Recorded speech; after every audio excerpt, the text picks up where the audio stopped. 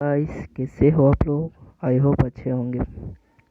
आज का हमारा टॉपिक है प्रकाश का प्रवर्तन, बोले तो रिफ्लेक्शन ऑफ लाइट। तो वीडियो को सब्सक्राइब कर दीजिए, चैनल को सब्सक्राइब कर दीजिए और वीडियो को देखने के बाद लाइक कर दीजिए।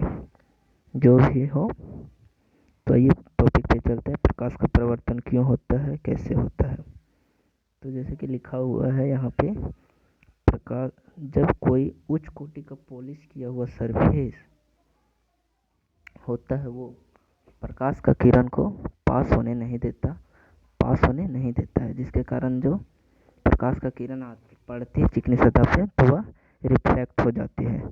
इस परिघटना को प्रकाश का प्रवर्तन कहते हैं। इसको चलिए फिगर द्वारा समझते हैं।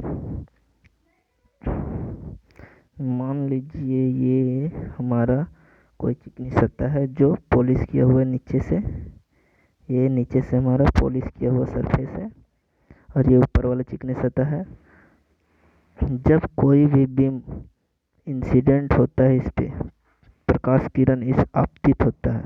मान लीजिए ये प्रकाश किरण इस पे आपतित हो रहा है और ये प्रवर्तित हो गया। ये क्यों हुआ प्रवर्तित?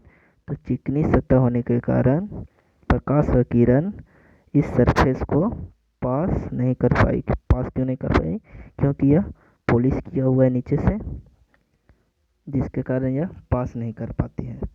तो इस परिघटना को, जैसे कि ये आपतित किरण और ये प्रवर्तित किरण, आपतित किरण प्रवर्तित हो जाती है जिस माध्यम से आती है उसी माध्यम में। इस परिघटना को ही प्रवर्तन का प्रकाश का प्रवर्तन कहते हैं, बोले तो लो रिफ्लेक्शन ऑफ लाइट।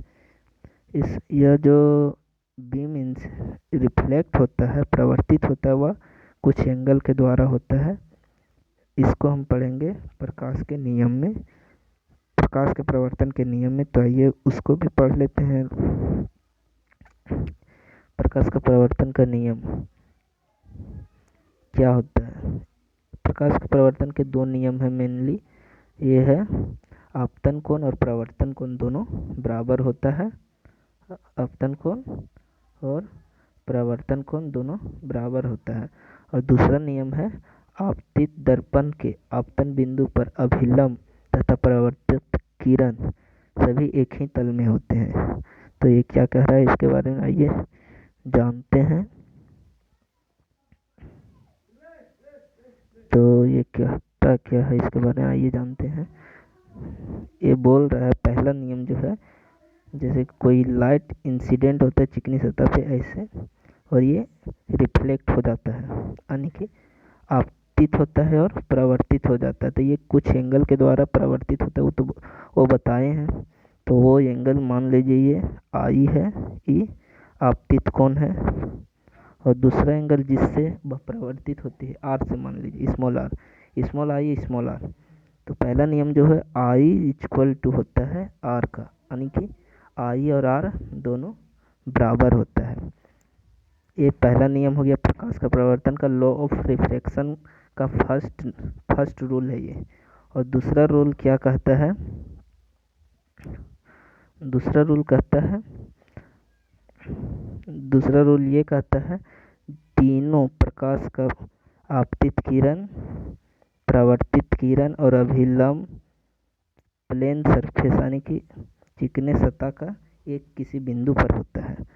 तो मान लीजिए ये हमारा आपतित किरण हुआ, और ये प्रवर्तित किरण और ये अभिलंब, ये तीनों कहाँ पे हुआ? किसी बिंदु पे। किसके बिंदु पे? चिकने सतह के। तो ये हमारा चिकना सतह है, इसका कोई बिंदु ये है, और इस पे आपतित किरण, प्रवर्तित किरण और अभिलंब तीनों किसी बिंदु पे है ना।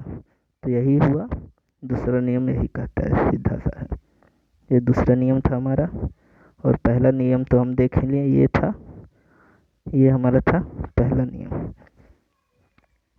अब आगे हम पढ़ते हैं गोलीय दर्पण का प्रकार। गोलीय दर्पण किसको कहते हैं? क्या होता है? बोले तो स्फेरिकल मिरर।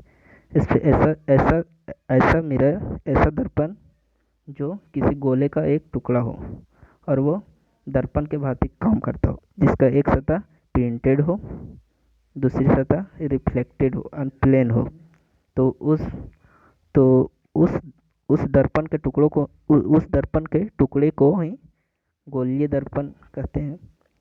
इसको फिगर से हम समझते हैं। मान लीजिए ये कोई गोला है, स्फेरिकल मिरर है, स्फेरिकल मिरर है। इसका हम कोई भाग ले लेते हैं, ये भाग, ये मान लीजिए ये मिरर चाहे अंदर से प्रिंट बाहर से प्रिंटेड होना चाहिए या तो अंदर से, तभी तभी तो ये मिरर की काम करेगी, दर्पण का काम करेगा। तो इसके लिए एक तरफ से इसको प्रिंटेड होना चाहिए, चाहे अंदर से या तो बाहर से। मान लीजिए बाहर से प्रिंटेड है, तो ये दर्पण जो हुआ, ये दर्पण जो हुआ, ये दर्पण हुआ, ये गोलीय दर्पण का एक भाग हुआ, गोलीय दर्पण का एक टुकड़ा, और इसे गोलीय दर्पण कहते हैं, यानी कि स्फेरिकल मिरर। इसका दो प्रकार का होता है, क्योंकि इसका जो सरफेस होता है दो साइड से प्रिंटेड हो सकता है, पॉलिश किया हुआ हो सकता है, या तो बाहर की ओर पॉलिश किया हो या फिर अंदर की ओर इधर से भी पॉलिश किया हुआ हो सकता है, अंदर से। इसके कारण से ही गोलीय दर्पण को दो भागों में बांटा गया है, एक अवतल दर्पण और दूसरा उत्तल दर्पण। अवतल दर्पण, उत्तल दर्पण क्या है? दर्पण का प्रकार वही हुआ, एक हुआ अवतल दर्पण। अवतल दर्पण ये क्या होता है? अवतल दर्पण का जो होता है, आंतरिक हिस्सा जो होता है, यानी कि अंदर की ओर धंसा हुआ भाग, वो मिरर के जैसा काम करता है, और बाहरी भाग जो है वो प्रिंटेड होता है। ये बाहरी भाग जो है ये प्रिंटेड है, और इसका अंदर का जो भाग है वो मिरर का दर्पण का काम करता है। जैसे कि इस पे लाइट पड़ेगी तो ये रिफ्लेक्ट करेगा, ऐसे रिफ्लेक्ट करेगा इस पे। बाहरी जो भाग होता है वो प्रिंटेड होता है। इस प्रकार का जो मिरर होता है उसको अवतल दर्पण कहते हैं। दूसरा जो है उत्तल दर्पण। उत्तल दर्पण, ये उत्तल दर्पण क्या है? ये दो उत्तल दर्पण का जो होता है जस्ट उसका अपोजिट, विपरीत होता है। तो उत्तल दर्पण जो होता है, ये कोई मिरर हुआ, मिरर का टुकड़ा, इसका जो आंतरिक हिस्सा धंसा हुआ भाग है वो प्रिंटेड होता है, और उभरा हुआ भाग मिरर का काम करता है, दर्पण का काम करता है। ये जो भाग है, ये इधर वाला भाग, ये मिरर का काम करता है, ये मिरर का काम करता है। और इधर जो है ये अंदर वाला भाग जो धंसा हुआ है वो प्रिंटेड होता है। इस प्रकार के दर्पण को क्या बोलते हैं? कैसा दर्पण बोलते हैं? उत्तल दर्पण। बस इतना ही है आज का वीडियो। आगे और पढ़ना है तो कल पढ़ेंगे। ध्रुव क्या है, वक्रता केंद्र क्या है, ध्रुव बोले तो पोल, वक्रता केंद्र बोले तो सेंटर ऑफ कर्वेचर, वक्रता त्रिज्या बोले तो कर्वेचर ऑफ रेडियस। इसके बारे में हम कल पढ़ेंगे।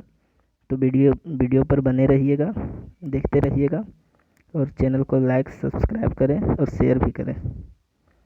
बस, थैंक यू, धन्यवाद।